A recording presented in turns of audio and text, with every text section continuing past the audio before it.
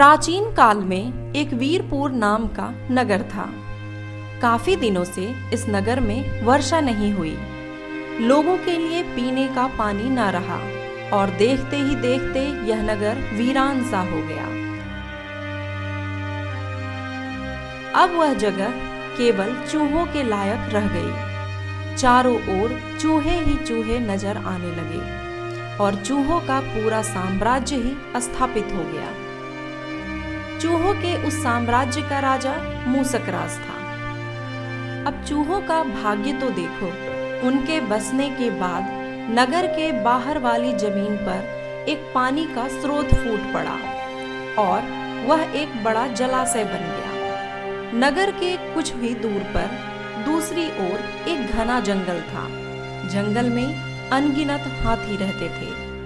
उनका राजा गजराज नामक एक विशाल हाथी था।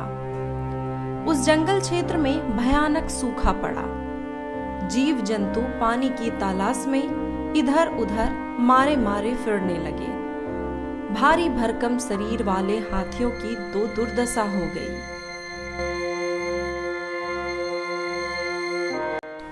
हाथियों के बच्चे प्यास से व्याकुल होकर चिल्लाने लगे और दम तोड़ने लगे।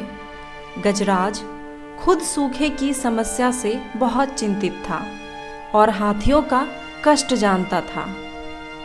एक दिन गजराज के मित्र चील ने आकर खबर दी कि खंडहर बने नगर के दूसरी ओर एक जलाशय है। गजराज ने सबको तुरंत उस जलाशय की ओर चलने का आदेश दिया। सैकड़ों हाथी प्यास बुझाने डोलते हुए चल पड़े। जलाशय तक पहुंचने के लिए उन्हें खंडहर बने नगर के बीच से गुजरना पड़ा, जहां चूहों का साम्राज्य था। हाथियों के हजारों पैर चूहों को रौंदते हुए निकल गए। हजारों चूहे मारे गए। खंडहर नगर की सड़कें चूहों के खून और मांस के कीचड़ से लथपथ हो गई। मुसीबत यहीं खत्म नहीं हुई। हाथियों का दल फिर उसी रास्ते से लौटा। अब हाथी रोज उसी मार्ग से पानी पीने जाने लगे, जिससे सैकड़ों चूहे रोज मर जाया करते। रोज रोज हाथियों के झुंड से मूसक राज की समस्या बढ़ गई।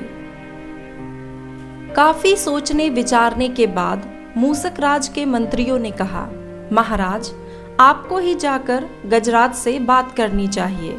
वह हाथी बहुत दयालु है। मूसक राज हाथियों के वन में गया। एक बड़े पेड़ के नीचे गजराज खड़ा था। मूसक राज उसके सामने के बड़े पत्थर के ऊपर चढ़ा और गजराज को नमस्कार करके बोला। गजराज को मूसक राज का नमस्कार।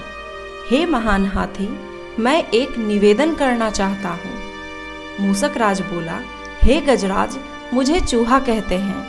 हम बड़ी संख्या में खंडहर बनी नगरी में रहते हैं। मैं उनका राजा मूसक राज हूँ। आपके हाथी रोज जलाशय तक जाने के लिए नगरी के बीच से गुजरते हैं।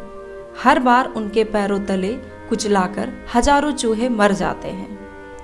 यह मूसक संहार बंद न हुआ तो हम नष्ट हो जाएंगे। गजराज ने दुख भरे स्वर में कहा, मूसक राज, आपकी बात सुन मुझे बहुत दुख हुआ। हमें ज्ञान ही नहीं था कि हम इतना अनर्थ कर रहे हैं। हम नया रास्ता ढूंढेंगे।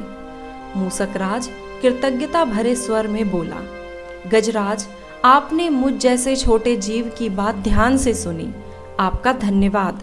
गजराज, कभी हमारी जरूरत पड़े तो याद जरूर कीजिएगा। गजराज ने सोचा कि यह नन्हा सा जीव हमारे किस काम आएगा, सो उसने केवल मुस्कुराकर मूसक राज को विदा किया।